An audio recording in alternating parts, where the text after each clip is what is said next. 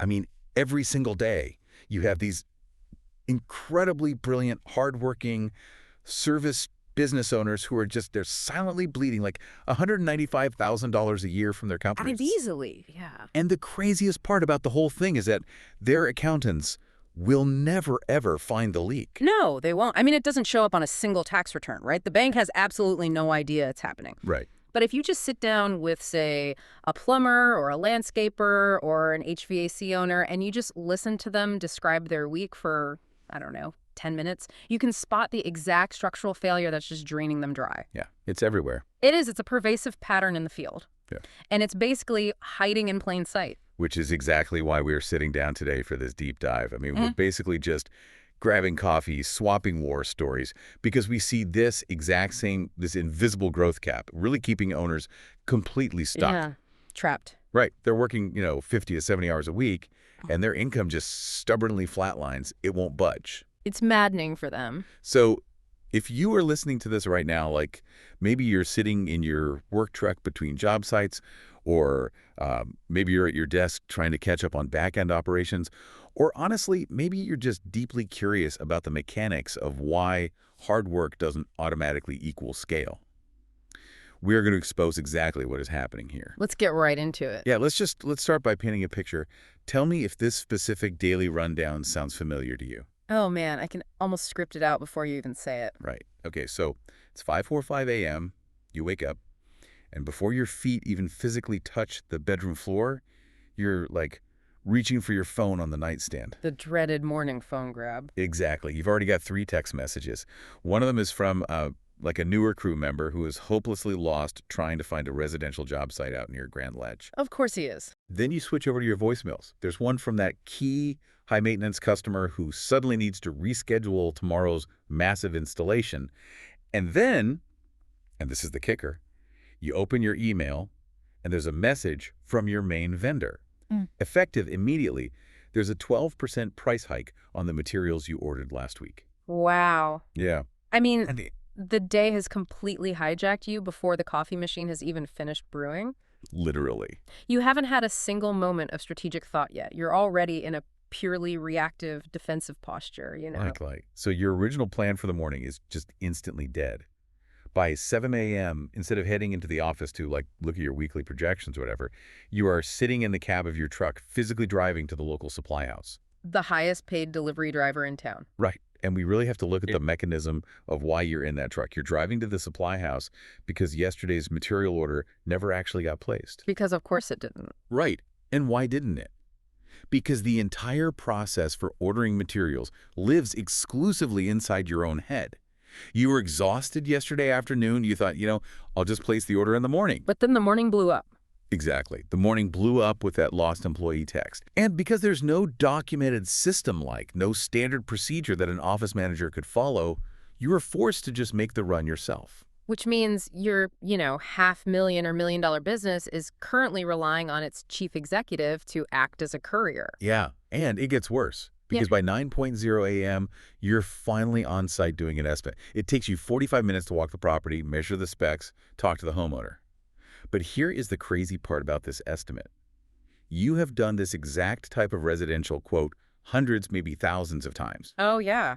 You could do it in your sleep. You know exactly what the job entails the second you pull into the driveway. There are 0 surprises. It is a completely standardized, routine job. Completely routine.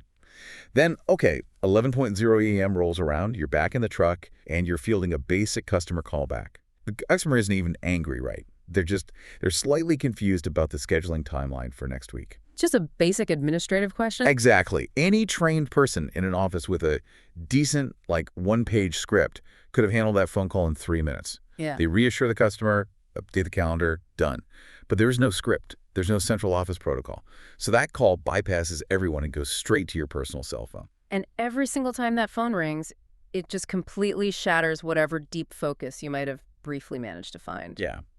So now noon hits, You are eating a cold sandwich with your left hand and trying to run weekly payroll with your right hand. Yeah, the dashboard dining. Classic. The entire afternoon just becomes this blur, right? You're fielding calls from aggressive ad salespeople trying to pitch you on digital marketing. You're putting out minor fires on job sites. That finally, around maybe 2:00 p.m., you actually get to put your hands on the skilled work that you are genuinely best at.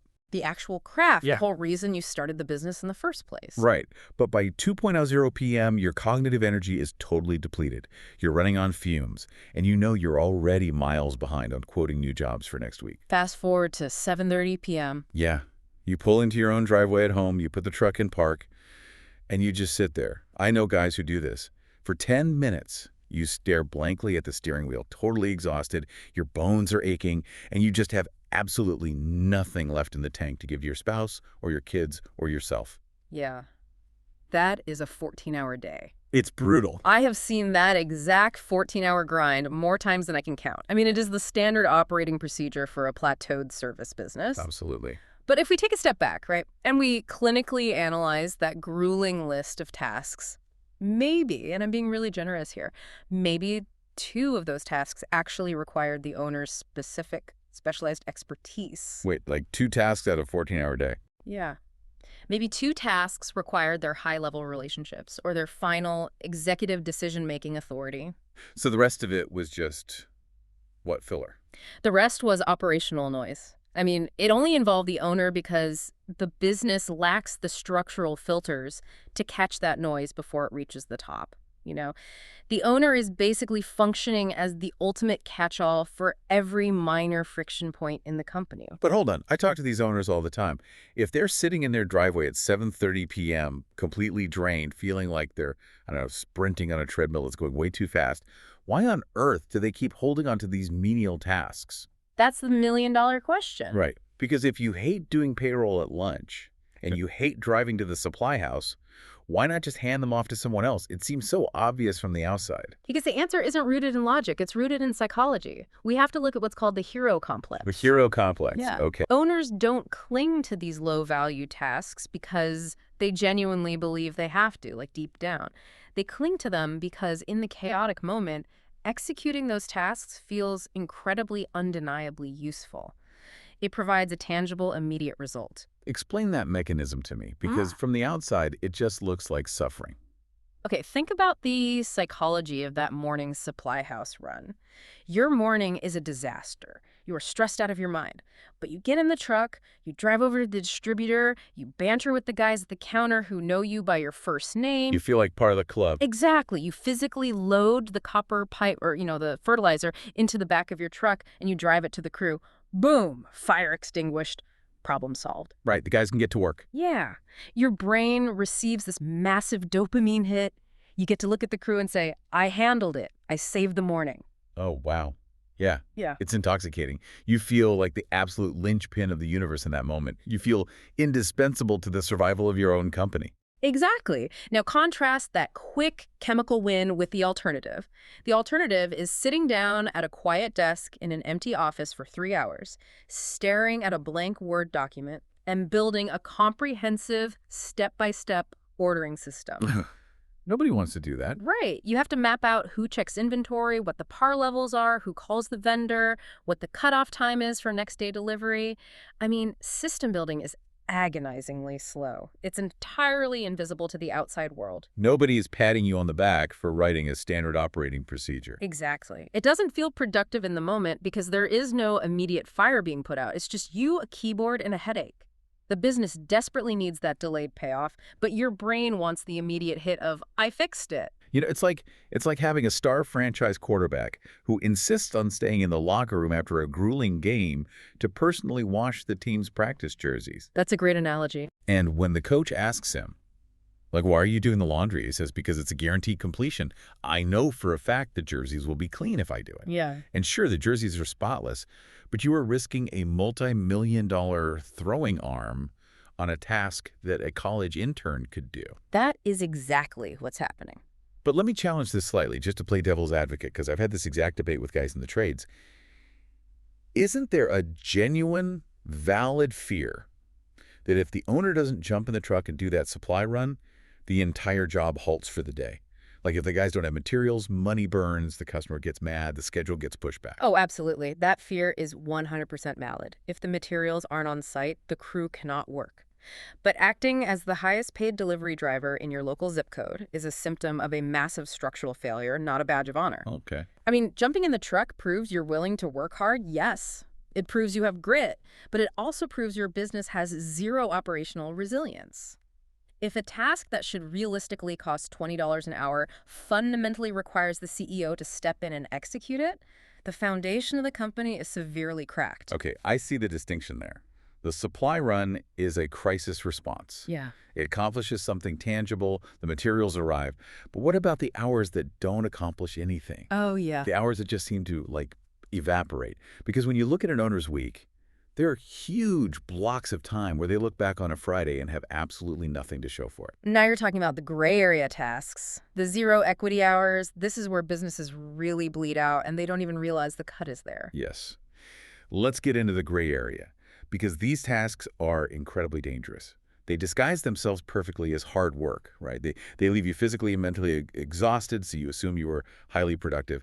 But they produced zero forward momentum for the business. Give me some real-world examples of this. Okay, think about the landscaping owner who spends 2 hours on a Tuesday afternoon completely reorganizing the enclosed tool trailer for the third time this month. Oh, man, I've seen that. He's in there snapping the string trimmers into the wall racks. He's coiling the heavy-duty extension cords perfectly. He's wiping down the gas cans. He feels incredibly busy. He's sweating. He's moving fast. But that 2 hours didn't generate a single dime of revenue. It didn't acquire a new customer, and it didn't improve a single operational system. It's just a control mechanism, isn't it? Yeah. The business feels chaotic outside, so he controls the one thing he can physically touch, the inside of that trailer. Precisely. Or consider like a pest control operator. They get an inquiry from a potential commercial client, say a restaurant wanting a monthly contract. The owner sits down and manually types out a custom 500-word follow-up email. They explain their services, they break down the pricing tiers, they outline their safety guarantees, and they are typing this entirely from scratch, staring at the screen, wordsmithing every single sentence, even though they have sent the exact same fundamental email 30 times this year. But they never took the 45 seconds to just save it as a master template in their inbox? Nope. So they reinvent the wheel every single time a lead comes in? Exactly. And my absolute favorite example, I see this all the time, is the electrical contractor who hires a fully licensed, highly competent journeyman. Okay. The owner spends weeks interviewing them, verifying their credentials, training them on company standards. But then on a standard residential rough-in-a-job the journeyman has done 100 times, the owner still drives out to the job site and just hovers. The hovering, yes. They sit in the truck for 20 minutes just watching the house. They walk the site 3 times. They look over the employee's shoulder while they wire a basic outlet just to, make sure. It's born out of pure anxiety. Yeah. They're terrified of a bad Yelp review, so they pay a guy $35 an hour to do the work and then pay themselves their own salary just to watch the guy do the work. Yeah, and these gray area hours are insidious because they aren't restful. The owner isn't at home recovering their energy, they aren't spending time with their family, they aren't clearing their head at the gym, but they aren't productive either. Right. They produce absolutely zero equity in the business. The owner just drifts into this state of hypervigilant, busy work, one small, insignificant task at a time. It eats the week without leaving a trace. If you're listening to this right now, I want you to genuinely pause and reflect on your own schedule. Look back at your last 5 or 6 days. How many of your hours were just pure friction? You weren't moving the needle forward. You were just aggressively treading water. You weren't building equity in your company. You were just reorganizing the deck chairs on the ship. It's a tough reality check. And while those gray area tasks feel relatively harmless in the moment, like, oh, I'm just tidying up the trailer and I'm just checking on the new guy, what's the big deal? They actually carry a massive hidden financial penalty. Yeah. A penalty so large, it would genuinely shock most owners if they saw the actual math written out on paper. Let's do that math right now, because when we talk about this dynamic, there's a specific concept we really need to illustrate. This $15 an hour ceiling. And the sheer scale of the financial loss here is staggering. Walk me through the calculation. Okay, first, we have to establish the true value of the owner's strategic time.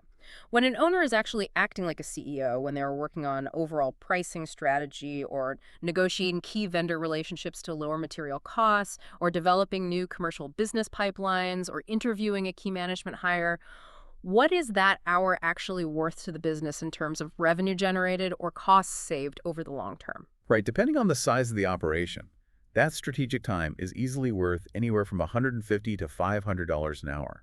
I mean, think about it.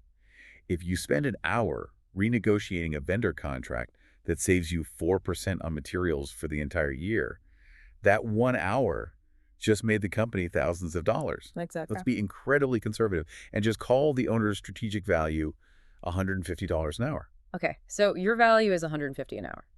Now let's look at the daily rundown we talked about earlier. The morning supply run. Answering basic scheduling calls from slightly confused customers. Reorganizing the tool trailer. Doing basic data entry for payroll. What is the open market rate for those specific tasks? If you put out a job ad tomorrow, how much would you pay a competent, reliable person to handle that operational load? Well, in most markets right now, you could hire a sharp administrative assistant or a reliable runner for, I don't know, $15 to $25 an hour. Let's just call it $20 an hour for easy math. Right. So let's take your $150 an hour strategic value and subtract the $20 an hour task value. That leaves a gap of $130 an hour. Wow. Every single time you spend an hour doing a $20 task, you are mathematically misallocating $130 of value from your business. You are actively choosing a lower return on your time. It's pure opportunity cost. While I'm driving the truck to pick up PVC pipe, I am mathematically prohibited from bidding on the $50,000 commercial job. Exactly. Now, let's scale that daily friction up into a yearly pattern. Most of the plateaued owners we observe are spending roughly 30 hours a week trapped in these lower-level gray area or reactive tasks. Easily 30 hours. So 30 hours a week multiplied by that $130 an hour gap in misallocated value. Let me run those numbers in my head. 30 hours times 130. That is $3,900 a week in misallocated value. Now multiply that by a standard 50-week working year. 50 times 3,900. That is $195,000, almost 200 grand a year. Let that number really sink in for a second. Yeah. $195,000 a year of evaporated potential. And here is the most fascinating and terrifying reality about that specific number. What's that? That $195,000 loss. It does not show up on any profit and loss statement in the world. That's the scariest part. It's completely invisible. It's not a line item for wasted owner time. It doesn't appear as a red ink deduction in your net profit margin calculation at the end of the quarter. No CPA, no matter how good they are, is ever going to sit you down at tax time and flag it. Because they can't see it. Right. Because bookkeepers and accountants track the money that physically moves through the bank accounts. They log the checks that actually clear. They cannot track the money that never existed in the first place because the owner was too busy driving to the supply house to generate it. It is the ultimate invisible leak. It is the single biggest structural drag on growth for service businesses, sitting anywhere between the $500,000 and $3 million revenue mark. Period. But wait, let me push back on this because this is the exact frustration I hear from guys out in the field. If my bookkeeper doesn't see it and my bank doesn't see it and it's not anywhere on my P&L statement, how does the owner even know it's happening? You feel it. How do you diagnose a disease that doesn't show up on the x-ray? They know it's happening because they feel it in their bones. They don't see the numerical value of the leak, but they feel the crushing symptom of it. And the symptom almost always looks like sheer, unadulterated exhaustion despite rising top-line revenue. Oh, the classic trap. Right. The owner looks at their sales board and says, look at this. We did 20% more in gross sales this year. But when they look at their personal checking account, their actual take-home pay hasn't budged a single dollar. It's maddening. And worse, they are working 10 hours more a week than they were last year just to maintain that flat income. That is the invisible leak manifesting in real life. More work, more revenue, same exact paycheck. So when an owner finds themselves in that exact state, they're exhausted, their take-home is flat, but they know deep down they need to fix something before they burn out completely. What is their first move? I'll tell you what I see constantly. Oh, I know what you're going to say. Their very first instinct is to pull out their smartphone and try to buy a solution. They look for the silver bullet in the app store, or they hire a marketing guy. Ah, yes. The tech trap. It's the modern business equivalent of buying a state-of-the-art $20,000 commercial oven for a restaurant that doesn't have a menu, doesn't have ingredients, and doesn't have a chef. That is a perfect way to describe it. Hmm. Let's break down exactly why the next piece of software you download or the next lead generation agency you hire is absolutely not going to fix this core problem. I know this pattern intimately. We all do. The owner is drowning in paperwork and missed calls. So at 11:30 p.m. on a Tuesday, out of sheer desperation, they aggressively purchase a massive new customer relationship management software, CRM. Yeah. Or they sign up for a shiny new scheduling app. Or they drop $5,000 on a comprehensive field service management platform. They spend their entire weekend watching YouTube tutorial videos. They force the entire crew to download the app on their phones on Monday morning. They use it religiously for exactly 2 weeks, and then they completely abandon it. We see the digital graveyard of abandoned software subscriptions in almost every single business we look at. And it's really crucial to understand why this happens. Right. The reason the software fails isn't because the software itself is bad. Usually, the software is brilliantly coded. Right. The problem is that the software is only treating a symptom. Think about how a CRM actually functions. It prompts you to follow up with a lead. It sends you a notification that an estimate needs to be sent. But if you are still physically under a sink fixing a pipe, or you are driving the truck, you just swipe the notification away because you physically can't act on it. You're busy. The software did its job perfectly, but the system still failed because the human executing the software is trapped in physical labor. Exactly. If you are still structurally the primary bottleneck, if you are still the only human being authorized, trusted, or knowledgeable enough to do every estimate, answer every complex scheduling call, and chase down every unpaid invoice, then downloading a new piece of software does not free up a single minute of your time. No, it doesn't. It just gives you a significantly fancier, more expensive digital dashboard to watch yourself burn out on. Yeah, instead of a messy desk covered in yellow sticky notes, you just have a phone that pings you with 50 notifications a day, reminding you of all the things you still don't have time to do. Software cannot physically look at your chaotic schedule and tell you which of your 47 weekly tasks should be the very first one you stop doing. Right. It can't map out a delegation strategy. And Yeah. there's a phrase we have to keep in mind when we see owners trying to out-tech their own lack of operational structure. All because you can doesn't mean you should. Say that again, because that is the trap right there. All because you can doesn't mean you should. Just because you have the technical capability to set up the CRM, run the estimate, do the physical labor, and reconcile the QuickBooks does not mean you structurally should be doing any of it if you ever want the business to scale beyond your own two hands. And it's not just the tech trap, right? It's the marketing trap, too. I see owners who are absolutely drowning in the work they currently have. Huh. They can't return calls on time, their quality control is slipping, but their solution to the plateau is to hire a business development service to grow the pipeline. Oh, man. They throw $5,000 a month at Google Ads or the marketing agency to get more leads. Which is incredibly structurally dangerous at this stage. If your internal systems are broken and you are the primary bottleneck, pouring more water into the top of the funnel doesn't make the water flow out the bottom any faster. It just backs up. It just makes the funnel overflow and spill everywhere. Generating more jobs when you completely lack the internal systems to handle your current volume of jobs just equals more chaos. You aren't scaling your success. You are just scaling your dysfunction. You're paying money to acquire customers who will ultimately get a bad experience because you're too busy to serve them properly. Okay, so if throwing money at software tools isn't the answer, and throwing money at marketing just creates a bigger mess, what is the actual cure? And why is it so incredibly difficult for a smart, highly capable business owner to just sit down and figure out the fix themselves? It comes down to a matter of perspective.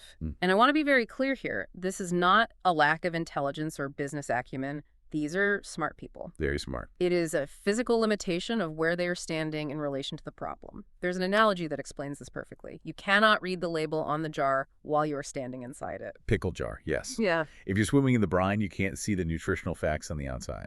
Exactly. Think about the service business owners you interact with. They are absolute masters of their craft. They know their local market demographics perfectly. They know what their competitors are charging.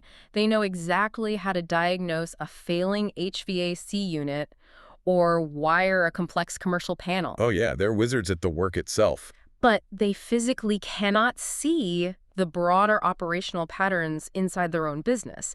They cannot see that their pricing model is actually 3 years out of date and bleeding margin. They cannot see that their lead follow-up process is driving customers away because they are too close to it. They're in the trenches. They're in the trenches every single day. It's not a weakness. It's literally just the physics of human perspective. You absolutely need an outside set of eyes. Oh, it's about getting someone to stand on the outside and read the label for you. Right. And there is a brilliant parallel here with the medical field. I was actually talking to a business consultant recently who spent 26 years working in intensive care and surgical nursing before transitioning into business management. And she completely changed how I look at business triage. Going from 26 years in the ICU to consulting service businesses, that is an intense shift. It sounds totally different, but the methodology translates perfectly. Think about how an ICU operates. If a patient is wheeled into the intensive care unit, the veteran nurse does not just walk into the room, look at the patient for 3 seconds, and immediately start administering random medications based on a hunch. Right. You don't guess in the ICU. Yeah, if you just start throwing pills at a symptom without knowing what's wrong, you'd kill the patient. Exactly. You assess first, you check the vitals, you hook them up to the monitors, you look incredibly closely at what the data is showing you. And crucially, a veteran nurse looks at what the monitors are not showing you. The negative space. Yeah. What is missing from this picture? Only after a thorough, comprehensive diagnosis do you prescribe a treatment. That is exactly what proper outside business consulting looks like. Diagnosis before prescription. Every single time. Diagnosis before prescription. I love that framing. Yeah. Because when an owner is stuck inside the pickle jar, they only see the loudest, most painful symptoms. An owner will say, my bank account is low, so the problem must be a lack of revenue. I need more inbound calls. Yep, they jump straight to the prescription. They think the immediate prescription is a marketing campaign. But an outside diagnostic approach looks so much deeper than that surface symptom. Right, because the root cause of that low bank account might be completely different. You might not need more calls at all. The root cause might be that the calls you're already getting aren't converting into paying jobs because your staff takes 3 days to follow up. Wow. Or maybe your pricing hasn't been systematically updated since 2021, and material costs have risen 20% since then, so you're actually losing margin on every single job you book. Or maybe your customer retention is awful because the client experience relies entirely on how much sleep the owner got the night before. Which happens. If the owner is exhausted and cranky, the service is rushed, the customer feels neglected, and they never call you back for the next season. Let's get deeply specific here. When a true diagnostic consultant steps into a service business, when they hook the business up to the monitors, so to speak, what exact vitals are they checking? They are looking at the foundational structural framework. Specifically, there are 7 core areas of profitability that we have to diagnose mathematically. Let's walk through them because this is where the real business is built. First, pricing structure. Are you pricing based on actual fully burdened costs, or are you just guessing based on what the guy down the street charges? Second, conversion rates. Of the 100 people who call you this month, how many actually sign a contract? Third, retention. How long does a customer stay with you, and do they use your recurring services? Let's pause on the fourth one, because I think this is a huge blind spot. Real costs. What does that actually mean to diagnose real costs? Diagnosing real costs means moving beyond just materials and hourly wages. It means calculating your fully burdened labor rate. When you pay a guy $25 an hour, he actually costs you closer to $35 or $40 an hour when you factor in workers' comp, payroll taxes, matching, vehicle wear and tear, and unbillable windshield time. Windshield time alone will kill you. If you price your jobs thinking labor costs $25, you are losing money before the truck even leaves the lot. That is terrifying if you don't know the math. Okay, what are the last 3 vitals? Fifth is return frequency. How often does a customer buy from you in a given year? 6 is team time allocation. If we audit your staff, what percentage of their day is spent on $25 an hour tasks versus revenue-generating activity? And 7th, the big one, customer acquisition cost versus lifetime value. CAC versus LTV. Okay, let's break down CAC versus LTV. Because I hear those acronyms thrown around at business seminars all the time, but nobody ever explains the actual mechanics of it for a local service business. Break it down like I'm 5. Okay, let's imagine a guy named Mike who owns an HVAC repair company. Mike decides he wants to grow, so he spends $2,000 on Google Ads for the month. That $2,000 generates a bunch of clicks, which turn into 10 phone calls. Out of those 10 calls, Mike closes 4 actual repair jobs. Okay, so he spent $2,000 to get 4 paying customers. Exactly. So if you divide that $2,000 ad spend by the 4 customers, Mike's customer acquisition cost his CAC is $500.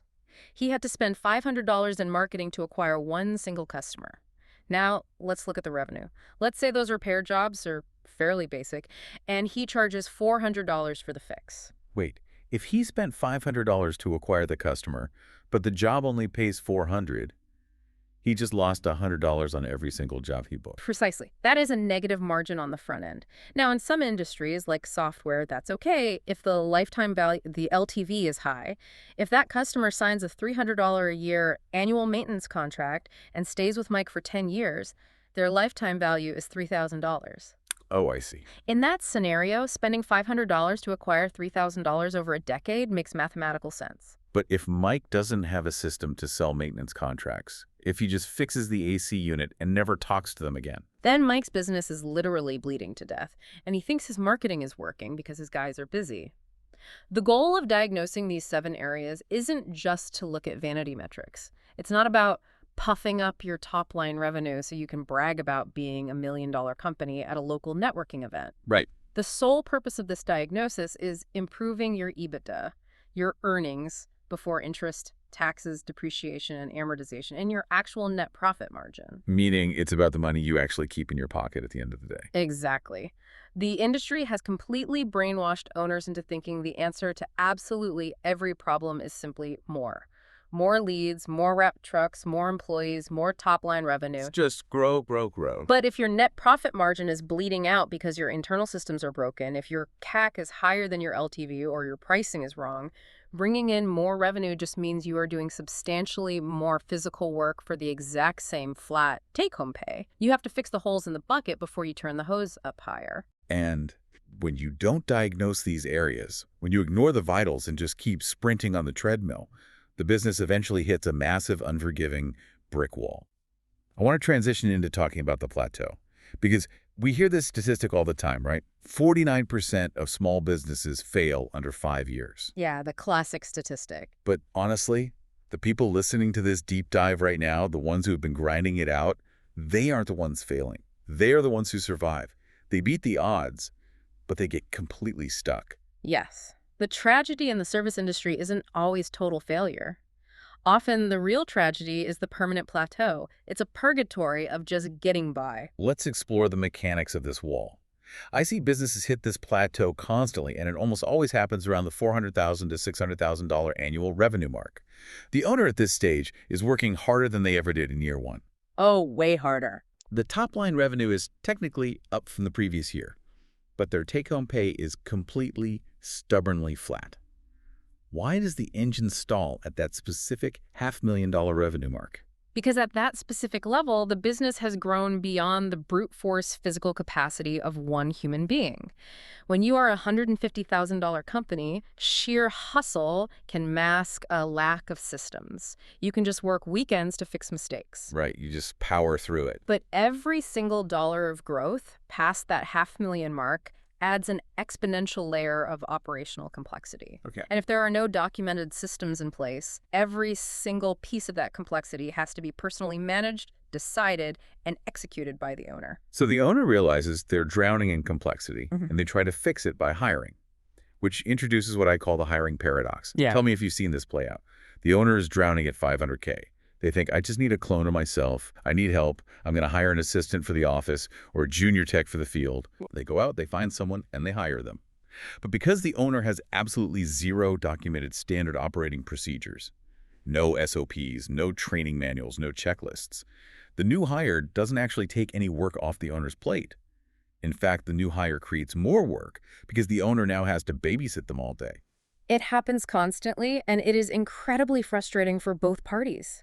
I mean, the new employee genuinely wants to do a good job, but they don't know the owner's unspoken rules, so the owner spends half their day answering rapid-fire questions. Where does this tool go? How do I price this specific part? What did you promise this customer last week? How do you want this invoice formatted? It's exhausting. Suddenly, the owner is doing their own exhausting full-time job, plus acting as a full-time supervisor to a confused employee.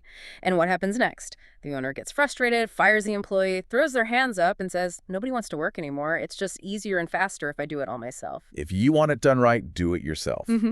I genuinely believe that is the most toxic phrase in all of small business ownership. It is a self-fulfilling prophecy of burnout. Let's look at a composite example that perfectly illustrates how this plateau functions mechanically. Let's talk about the estimating bottleneck. This is incredibly common in these skilled trades like custom roofing, HVAC replacement, high-end electrical, landscape architecture. Okay, set the scene for me. Walk me through the bottleneck. Let's take an owner of a custom decking and patio company. This owner is phenomenal at sales. They handle 100% of the initial customer estimates personally. Why? Because they know the trade inside and out, they build incredible rapport with homeowners at the kitchen table, and they have an exceptionally high close rate. Let's say they close 70% of the quotes they run. They view this high close rate as their absolute superpower. Sure, it feels like a massive strength. If you close 7 out of 10 people you talk to, you feel like a rock star. But here is the fatal structural flaw. At this point, the business is no longer limited by market demand. There are plenty of people calling, wanting a new deck. The marketing is working. But the business is strictly physically limited by the owner's personal calendar. There are only so many hours in a week. Right. An owner can only physically drive to, walk through, measure, and write up so many quotes in a given day before they run out of daylight. Once their calendar is full, the company's growth drops to absolute zero. Even if the phone is ringing off the hook, if your calendar is full, you have to turn people away. Or you tell them, I can't even come look at your yard for 6 weeks, which means they just hang up and call your competitor.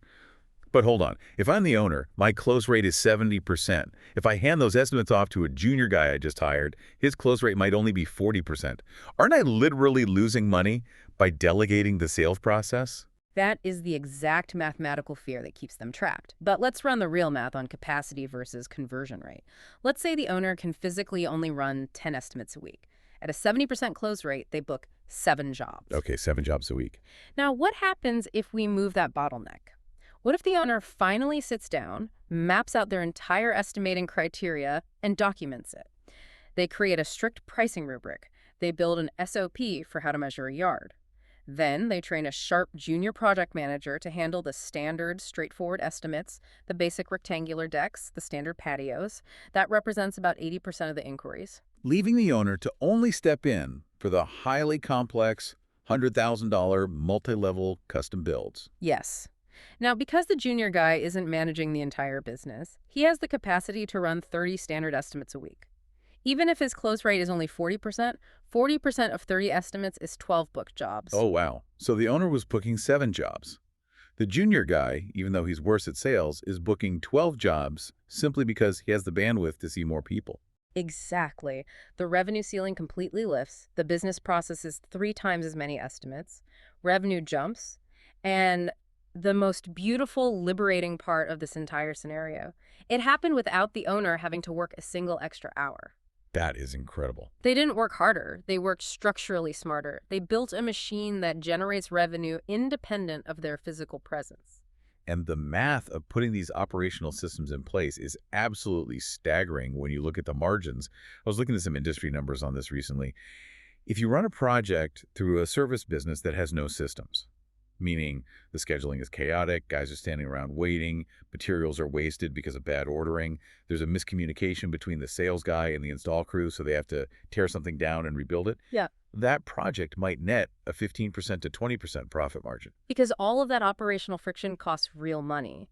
Every return trip to the supply house, every hour of standing around eats directly into the profit. Right. But if you take that exact same project, the exact same materials, the exact same base labor cost, and the exact same price charged to the customer, and you run it through a business with tight, documented operational systems, that project nets 25% to 35%. The difference is pure retained profit falling straight to the bottom line. And over a 9-month busy season, shifting from a 15% margin to a 30% margin on $1 million in gross revenue. That is an extra $150,000 of pure cash in the owner's pocket. It changes your life. That is the immense power of moving an operation from a state of chaos to a state of control. But to make that leap, the owner has to undergo a profound psychological transformation. They have to completely change their internal job title. This is the crux of the entire conversation. We are talking about the fundamental identity shift from being an owner-employee to becoming an owner-CEO. This is a complete reimagining of who you are and what your purpose is within your own company. And I want to emphasize, if you are currently stuck acting as the employee, it is not a personal failing. It is a structural problem that you simply haven't been taught how to fix yet.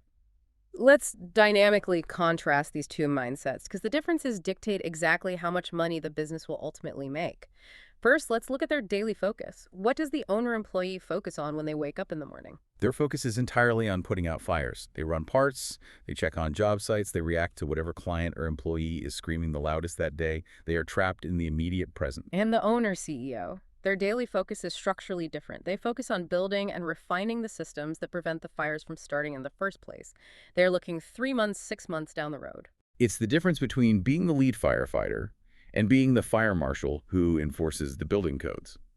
I love that. Okay, what about the effective hourly value? We touched on this earlier.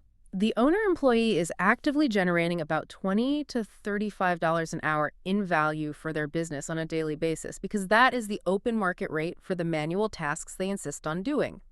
The owner-CEO is generating $150 to $500 an hour because their time is heavily leveraged across the entire team through strategy and systems. Huge difference in leverage. Now, what about their primary tool? The owner-employee's primary tool is a cell phone that never stops buzzing with problems and an F-150 work truck that they drive all over the county.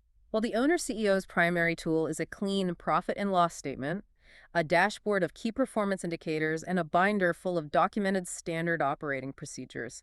But here is the most vital, clarifying distinction between the two identities. It all comes down to the key question they ask themselves at the end of the day. Oh, this is my favorite part of the entire concept. Yeah. The owner-employee looks at a beautifully finished job site or a completed project and asks themselves, did the job get done?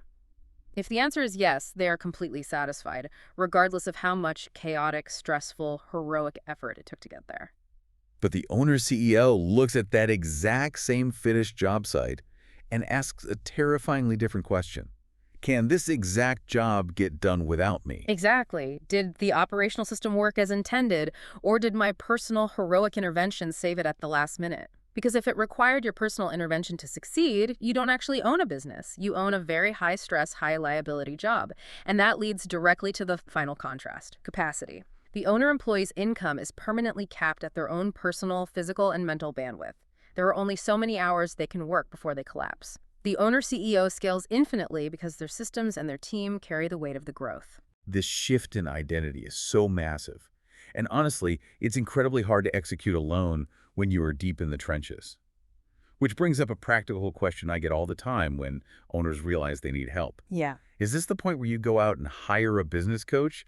You see all these coaches online posting motivational quotes and morning routines. Is that what we are talking about here? That's a great question, and there is a very important functional distinction we have to make between a coach and a consultant. A business coach is fantastic for mindset. They work on your personal accountability, your goal setting, helping you overcome imposter syndrome, and keeping you motivated. They are essentially high-level cheerleaders and sounding boards for your personal development. Which has value, but they don't fix the engine of the truck. Right. A business management consultant works on the actual machinery of the business itself.